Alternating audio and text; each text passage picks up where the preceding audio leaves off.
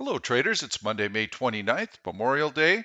Hope all of you have enjoyed your long weekend. Thank you so much to all of you who have served, who have protected our freedom and kept us safe. We start each one of these videos with a recap of our last two picks, then we do market analysis, and then we find two new picks. So let's get started. PLTR. That was the last long that I recommended Wednesday morning. This is a 15-minute chart. Stock gapped down that day, but you can see how it stayed pretty close to the prior day's close. The next day, it actually found some buyers and moved higher. So you can see over the course of the last 3 days, the stock has actually performed pretty well. I still like PLTR. Let's zoom out and take a look at that daily chart. Let's take a look at what has me so excited. I love this horizontal breakout right here. This is a very long-term downtrend. If I zoom out, you can see that it spans back almost 2 years. We've got to go back a long way. And you can see connecting those points right in here. This is a very big breakout for the stock. It's also had time to form a nice base, so I don't feel as though I am bottom picking here. We are above all the major moving averages. We have heavy volume, relative strength.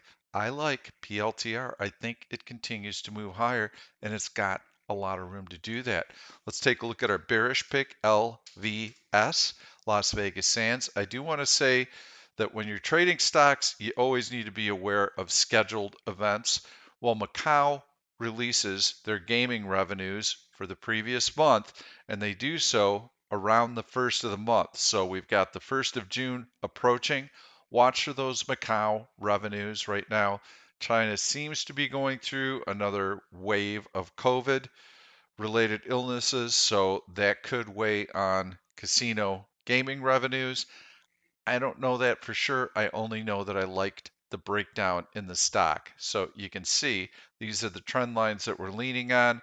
Let's zoom in and take a closer look. I'll go out one or two clicks here. And now we can see this is a a low plus trend line that was breached to the downside. And we also broke below the 100-day moving average on decent volume with relative weakness. It's hard to find a good short in this market right now because the market has been continuing to float higher. Tech in particular is catching a huge bid. So we're going to take a look at that in just a second. I still like this stock on the short side. You just have to be careful with the Macau numbers. If they come in light, I think that the stock's got a chance to perhaps even test the 200-day moving average. But with a market that's been moving higher and higher, you can see how this stock has been drifting lower, and now it's starting to break some upward sloping trend lines. So I still like LVS on the short side, but you can see from Wednesday morning when the video was recorded, the stock really has not moved very much. That tells you that in a strong market, let's put up that SPY overlay. This is a sign of relative weakness. Look at what the market's done. The gray line up, up, up. Stock could not get off the deck. Look at the price action on Friday, for crying out loud. The market was screaming higher. LVS still lagging. That is a true sign that there are institutions selling that stock. How do I know that? If they were out there buying it with the market moving higher like this, you would have seen lots of nice stacked green bars and the stock would have been participating. Instead, on this big market rally, when the stock should be able to float higher with that type of tailwind, no, sell, sell, sell. So I still believe that the institutions are in there selling LVS. Watch for those Macau numbers probably be coming out Tuesday or Wednesday, and that could get the stock going on the downside. So let's shift gears. Let's take a look at what the SPY has done, and I'm going to take that overlay off, and this is the price action that we saw.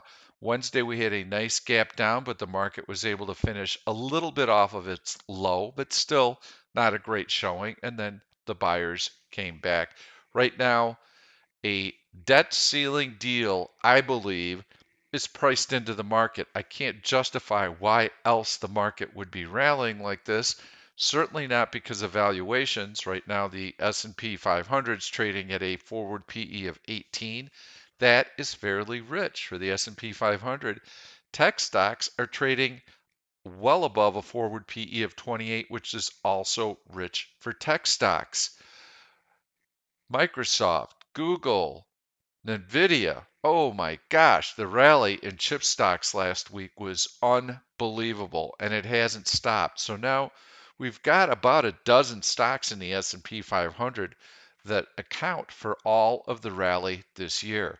If we go into a daily chart, we can see how the SPY is trying to break out through this horizontal resistance level. This is a significant level. Zoom out. We can take a look above all the major moving averages. Got to get through this horizontal resistance. Volume has not been great, but it hasn't been horrible either. So we'll see if the market has enough gas in the tank to get through this level. My suspicion is that with such a narrowly defined market rally, meaning there aren't a lot of shares that are rallying right now, I think it's going to be hard for the market to continue to move higher just with those handful of stocks. So I'm looking for this resistance to hold. I'm looking for any kind of little relief rally to fail on that debt ceiling deal. Why? Well, we still have all the issues looming right now, which is the Fed could easily raise rates in June. In fact, a number of Fed officials have come out in the last week and they're saying, folks, inflation is still really, really high. We came in at 5% last month. Our target is 2%. We also have a rate cut priced in to Q4. The Fed has said, we're not cutting this year. We are still in tightening mode, and we haven't seen any kind of issue as far as employment that would prompt us to stop braking right now. We want to continue to put our foot on the brake because economic conditions remain strong. Inflation remains really high. So there's a market disconnect in there right now. And I believe that the Fed is in a position right now to surprise the market in an unfriendly way, meaning a quarter point rate hike in June. I believe there's about a 40% chance of a rate hike in 2 weeks. And we're going to get the CPI and the PPI on June 13th and 14th. And then June 14th is the FOMC rate decision. So they're going to get their latest reading on inflation just before that number is released. So we'll see. I feel that the market is not pricing in any kind of issue. If we go into VXX or any of the other option implied volatility products, you can see how option premiums have continued to collapse. And so there's no perceived threat right now in the market that there's going to be any kind of debt ceiling default or that there's going to be any kind of credit crisis. So we're still seeing some potential issues on the regional bank level. I believe that for every quarter point, half point rate hike that we get from here until the end of the year, it's going to put an incredible amount of pressure on some of these regionals who are already up on the ropes. So we'll see if that's true or not.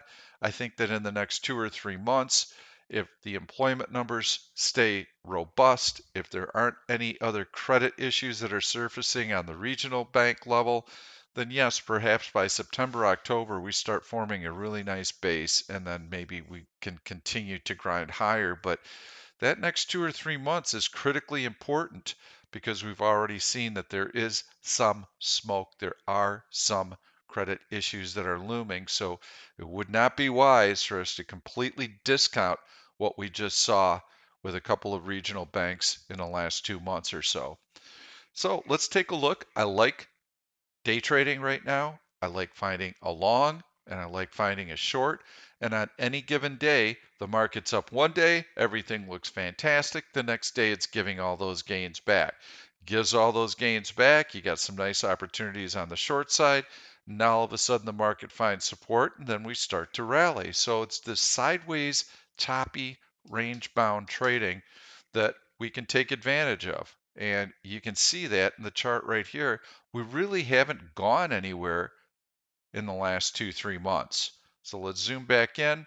If we can break through this horizontal resistance on heavy volume, which you can see, the volume has been slightly better than average during the course of the last week. That's good. If we can get through this horizontal resistance, close above it for 3, 4, 5 days, then I would feel pretty good about this breakout and about simply favoring the long side and going from a neutral to slightly bearish market opinion to a more neutral to slightly bullish market opinion. If I can get to that place, then I can start selling some out of the money bullish put spreads. Not quite there yet. I'd still like to see how everything plays out between now and the FOMC because I'm thinking that there could be a little bit of a bearish shock wave that happens if the Fed does raise a quarter of a point in a couple of weeks. Let's go through, let's take a look at a couple of our searches, see if we can line up a bullish and a bearish stock. And so I'm going to go into my green royal flush and you are going to see a ton of tech stocks. Chip stocks in particular have gone absolutely crazy this week.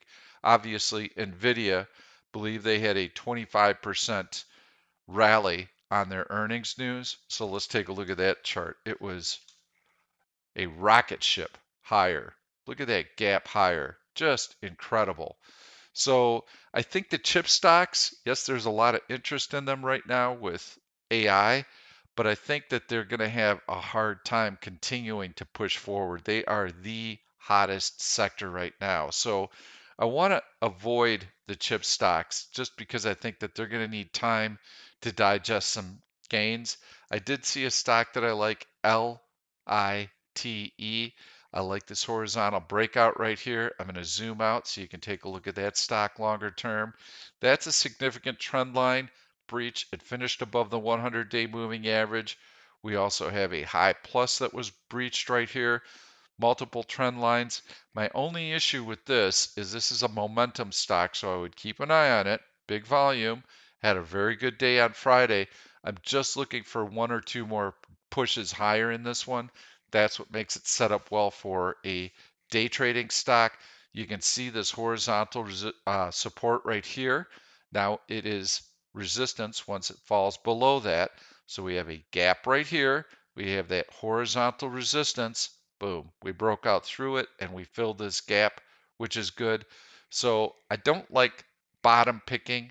This is a bit of a bottom picking stock because it only has one support level here and it's only been down there for about a week, maybe 2 weeks or so. So this is a riskier play. You've got to really wait to make sure that you've got good, strong market support, and then you can come in and try and day trade this on the long side. But this is a pretty nice little breakout. So I've got another stock that was on my radar, and I think it was in relative strength 30. It's WDAY. So this stock has been forming a base. It's not off to the races, not go strong, gonna shoot to the moon, but it does have a nice kind of a wavy upward pattern where it moves forward, it pulls back, it moves forward, it pulls back, it moves forward. This is a nice breakout. I still think it's got some upside. So yes, I like workday. That's going to be your long of the day. And I like the fact that it's above these two major moving averages, the 100 and the 200 day. It has a nice head of steam with relative strength here. Big volume. You can see earnings after the close on Thursday. There's your reaction on Friday. Like this horizontal breakout here. We'll zoom out a little bit more. And you can see this is a nice solid breakout. We also had a really nice high plus here. Stock has been able to get through it and rest there. Should have a pretty easy path to get up to this higher trend line here around the 225 area. 230 it can even get to. You can see it's got a long way to go before it gets to its prior high. So this is the kind of stock that I like. I think it's going to be choppy. It's one that you want to buy dips on. Let's take a look at the 5-minute chart. I always suggest doing this. So when you go in and you buy a stock, take a look at the price movement previously. It's in rally mode. It's in sell-off mode. It tends to trend pretty well. So yeah, WDAY should work. On Friday, the stock gapped up huge. So yes, we often would like to see the stock closing on its high of the day, but the fact that it was able to hold all of this gain from roughly 196 to, let's call it 215, you got a 20-point move in the stock. That's a 10% move, and it was able to hold almost all of those gains. So yes, the market was super strong on Friday.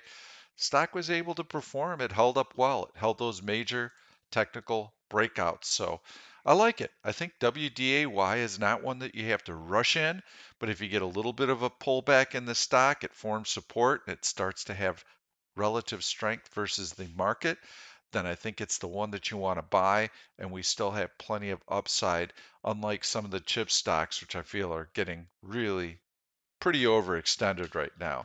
So that's your long of the day. On the short side, I'm going to go into my bearish searches and I'm going to go into red royal flush. Don't have to go too far down the list here. LNG is the top one on the list, and you can see how it's been sliding, sliding, sliding.